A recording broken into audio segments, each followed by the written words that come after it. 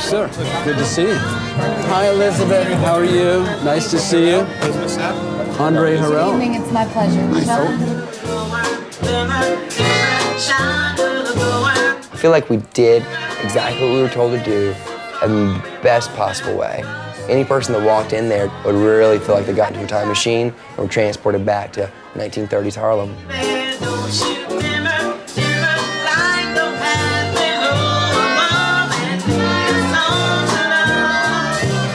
Going to the Cotton Club, the attention to detail, the recreating that time, it felt like we got in a time capsule and we were there.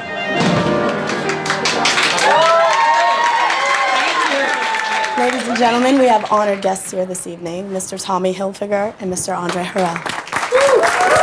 Thank you. I think everyone did a very good job. You guys took care of a lot of the details. The cigarette smoke, the hair, the makeup, the menu. Well, we looked into the Cotton Club very extensively. We researched the original. We didn't try to put tremendous change to it. We tried to really create the original. We did costuming. There were several of us on the team who were very comfortable, who loved this time period. We also worked with a really great team of stylists to really create wonderful hairstyles for this era. So you brought hairstylists in as well? Yes, we did. Very good. All right, guys, thanks for the tour. Andre and I are going to go talk for a little bit, and then I'll see you at the Style Forum. Thank you, gentlemen, so much. Enjoy your evening. Good night, everyone. Good night. Thank you again. Thank you. We really pulled together as a team. There are certain elements that I would have loved to have changed, but we all have to take responsibility. At the end of each team losing, somebody's going home.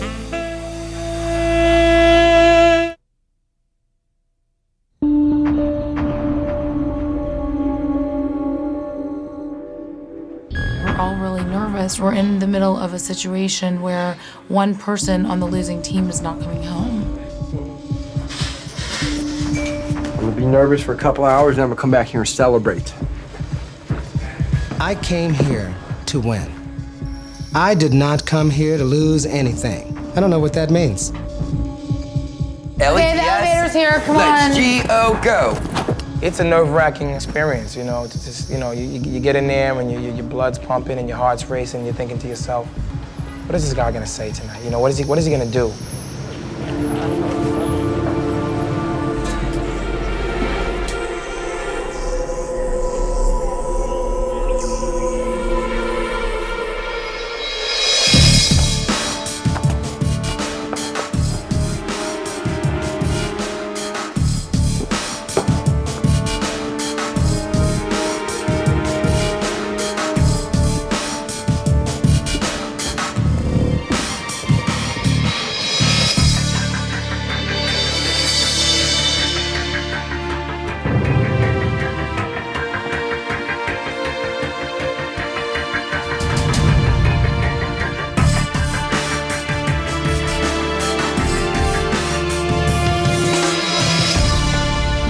Hello, everyone.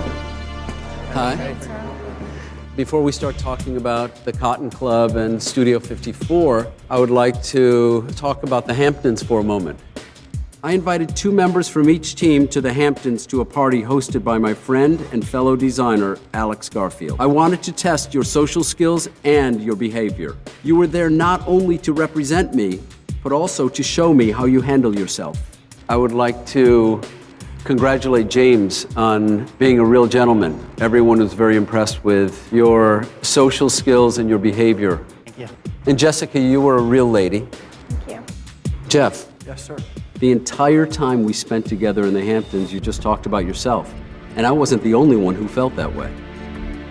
Princess, now tell me a little bit about the Hamptons. Did you learn a lot about the business? Mr. Alex Garfield talked very little about the business because he's just like, you gotta just be you. Is telling stories and making up poems with sexual undertones you? Once all our company Because, left, Princess, I think that was really wrong. I was actually just sitting there, all our company had left, and it was just, I don't care how many people were still at the party, Princess. It's about portraying yourself in a positive way. Absolutely. And it's about behaving appropriately in various places and with various people in the world. I was really disappointed. But let's move on and talk about your design assignment. This week, I asked you to restore the Cotton Club and Studio 54 back to what they looked like in their heyday. when I first gave you this assignment, we talked about how important it is to research and really get into the authenticity of something. Let's talk about the Cotton Club. Elizabeth, what did you do?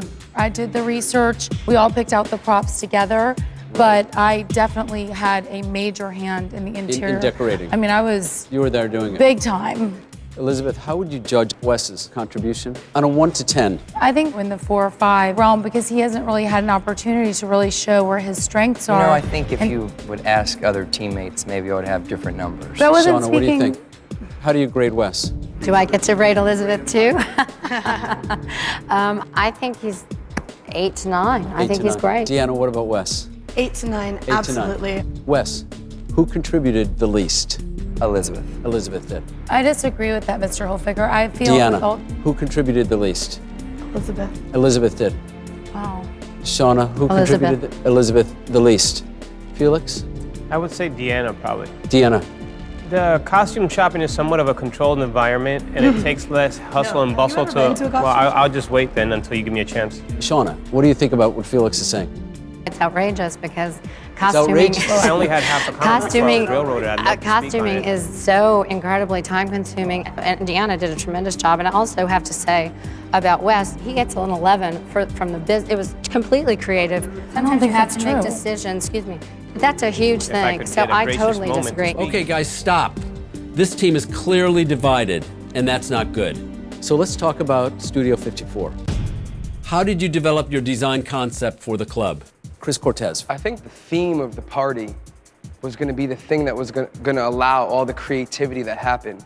So we came up with Steve Rubell's surprise birthday party. Who came up with the birthday party theme? Actually, Chris came up with the birthday Chris, theme. that was yours? I had actually in college done a research project on 54, so I had a lot of just knowledge about the history, how long it lasted. So what did you contribute? I helped to conceptualize the overall creative vision and theme of the project. Okay, so it sounds like Chris took a leadership position. Now I want to know whether or not there were any problems on this team, because there seems to be a lot of friction on the other team. I'll be honest with you Okay, right Julie. up front, because Tommy and I did a lot of traveling around together, and Right. I answered the phone, and I wasn't used to talking to someone that was talking the way that some of the maybe gay people are talking. And afterwards, Tommy said, "You need to learn to talk to those kind of people." And I said, "I'm sorry, I don't have the experience." But how of were you." they talking? What do you need from me, honey sugar? And I was like, ah, you know, I just whatever. You have to And learn then- to deal with all sorts of different people. Right, but I thought Tommy would do a better job.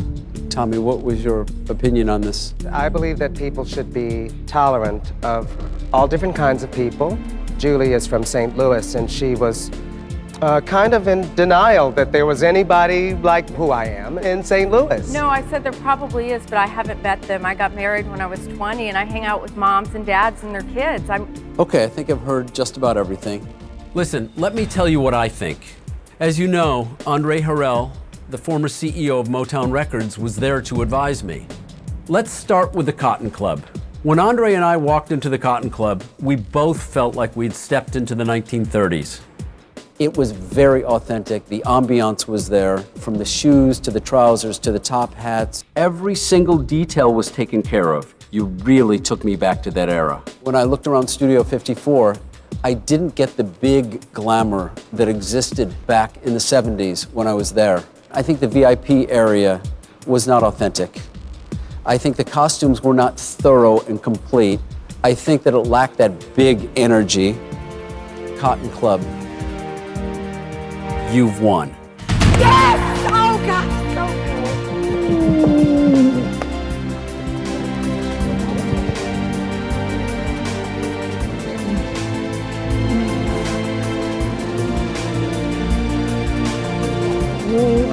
Jeff and Princess,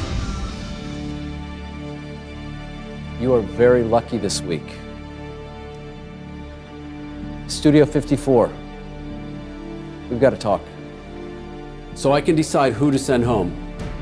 Like I told you at the beginning of this assignment, authenticity brings credibility. You guys did not pay attention to the authentic details of Studio 54. Okay, would you step into the pit, Julie?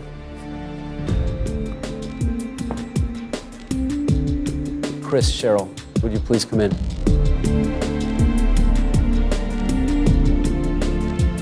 Actually, in this business, you have to learn how to deal with and respect all different types of people from all different backgrounds. That is very important. And I absolutely respect every human life. Chris, you had a lot of knowledge on Studio 54 as a result of a research paper you did in school.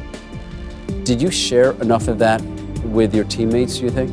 I shared as much information as I thought they would need. Do you think your contribution to this project was important? Yes, sir. I think I had a very large contribution to the project. I designed the layout. I came up with the theme to our whole end product. So you did a lot? Yes, sir.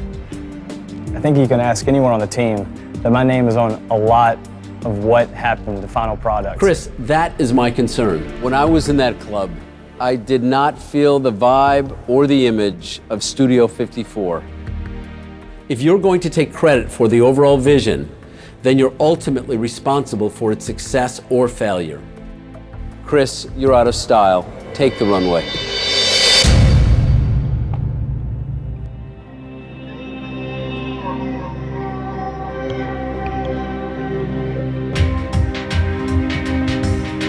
I'm very shocked right now. I did not expect to get cut tonight.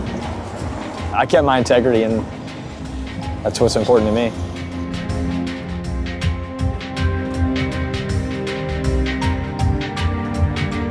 I'll be honest, I'm disappointed at some of what I've heard this evening. I won't tolerate it. Have a good night.